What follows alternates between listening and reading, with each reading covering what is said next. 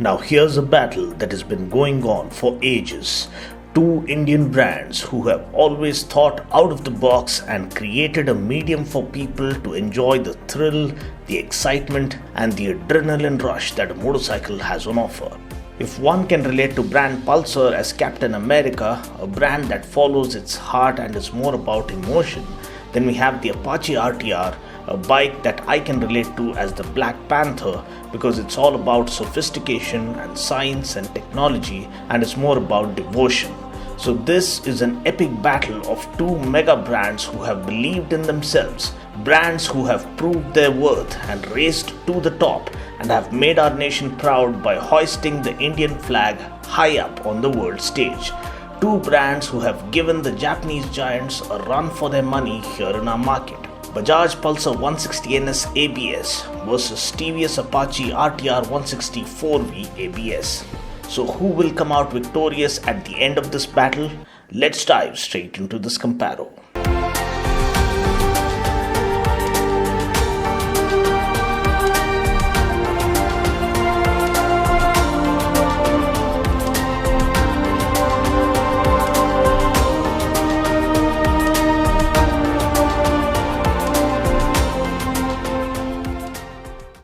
So let's start with the design. First, the Pulsar 160NS. The NS gets the same design as its elder sibling, the 200NS.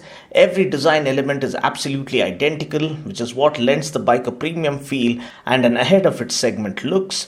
The design is perfectly cohesive, it looks modern and fresh, and also features the muscular tank, which is a hallmark design element of the Pulsar lineage. The RTR 164V design is again clearly derived from its 200cc sibling, the RTR 204V, which actually is based on the Draken concept showcased way back at the 2014 Auto Expo.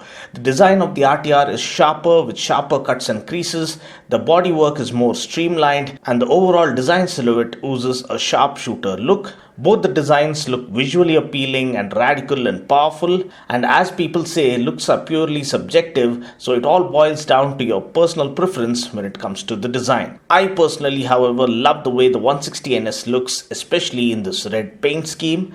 Next, talking about fit and finish, the overall build quality does feel very premium and impressive for both the bikes. However, the RTR 164V Speedo console feels much more up to date with a full digital display. Also, the fuel injected model of the RTR 164V gets a gear position indicator, top speed recorder, a 0 to 60 timer, which the 160NS doesn't. The switchgear is neatly laid out for both the bikes, but I like the aluminium clutch and brake levers on the RTR compared to the standard ones on the NS. The seat is comfortably laid out for both. The NS gets a split seat layout which might not be easily accessible for ladies, whereas the RTR gets a single seat layout that offers adequate room for the rider as well as the pillion, while also making it easily accessible for ladies. Also, the seat cushioning seems to be of superior quality on the RTR. Next, talking about the brakes, both the bikes get single channel ABS as standard now, which means ABS is operational only on the front wheel. Both the bikes offer impressive braking performance. The RTR scores a 62 to 0 km/h timing of just 1.7 seconds, whereas the Pulsar 160NS scores a 64 to 0 km/h timing of just 1.6 seconds. So the braking is better and slightly more confidence inspiring on the 160NS compared to the RTR. Now this is surprising because the RTR gets a larger 270mm front disc as opposed to I think a 260mm or a 240mm front disc of the NS, because the info on the official 160NS site is all messed up, so it's better to clarify that with your local Bajaj dealer. The Pulsar, however, gets a larger 230mm rear disc compared to the 200mm rear disc of the RTR. Now please note that both the bikes use pedal discs front and rear, which offer better heat dissipation and overall better braking performance.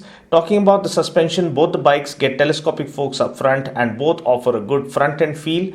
The rear monoshock for the Pulsar is a gas charged one, whereas for the RTR we get race tuned Showa suspension, which is among the best in the world. So both the bikes offer good high speed stability because the rear monoshocks hold up really well even post triple digit speeds.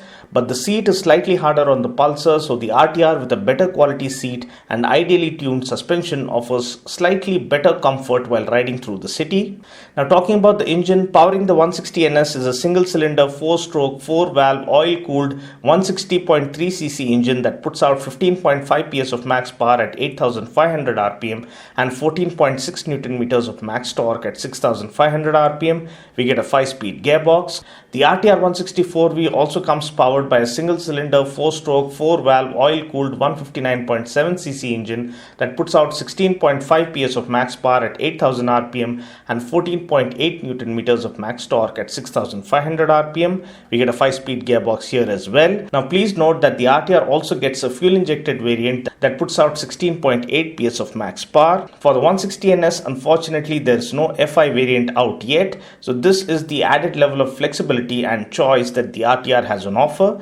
Now you can also see that the RTR 164V puts out nearly 1 PS of more power and 0.2 Newton meters of more torque compared to the Pulsar. As far as weight is concerned, both the bikes weigh the same at 145 kgs wet, and both the bikes also get the same tank capacity at 12 liters. Also please note that the seat height of the Pulsar 160NS is slightly higher than that of the RTR. Seat height for the RTR is 800 mm, but for the 160NS it is 805 mm, so average height riders would feel slightly more confident and comfortable on the RTR because they can put their feet down easily on the RTR. Talking about the performance, both the bikes are equally amazing, though the state of tune of each bike is different.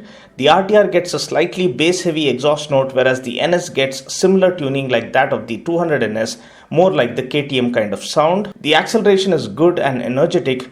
Both the bikes offer an engaging riding experience. Now there's hardly anything to give and take between these two bikes because they are so closely matched, and yet they try to outsmart one another. It's like Captain America and the Black Panther fighting it out at the airport battle scene in the Civil War movie. The 160NS with its perimeter frame offers absolutely brilliant handling, and with the center of gravity being perfectly sorted out with an underbelly exhaust and the rear monoshock, the NS offers perfect balance and control. Now the RTR gets a double cradle split synchro stiff chassis, and we also get race-tuned Showa suspension at the back. Now this lends the bike superb high-speed stability, but somehow I personally feel all things put together, be it flickability through city streets or highway cruising or even blasting through the empty stretches, the 160NS just manages to marginally, mind you, just marginally overshadow the RTR 164V. Maybe it's the clip-on handlebar that gives you slightly more confidence on the NS as you steer the bike,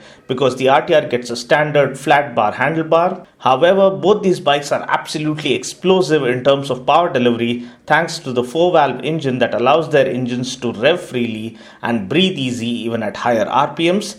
Both the bikes offer equal amount of intensity and adrenaline rush, something that both Pulsar as well as RTR fanboys hope for from their respective brands. The clutch feel is light and easy for both the bikes, gear shifts happen smoothly, and the throttle action is also light and effortless, not putting too much pressure on your palms for both of these bikes. So overall, irrespective of either bikes that you would end up choosing, you wouldn't be going wrong because both of them are right up there with the best, be it handling, build quality, fit and finish, comfort, equipment, design, or even performance.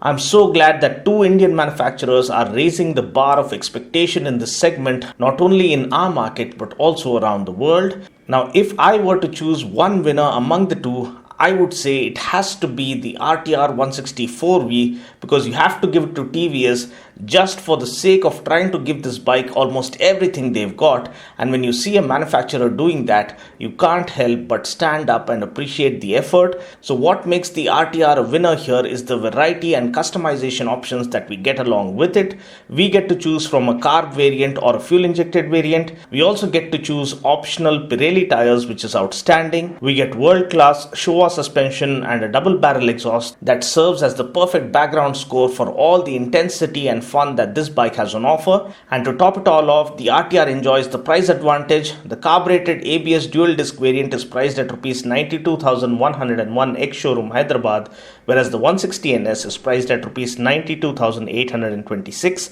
Mileage wise, I believe both the bikes will offer around the same figure at around 45 kmpl. So I guess this wraps up my comparo video. I just hope you found this video useful. Until next time, this is Dinos saying ciao, take care, God bless and ride safe.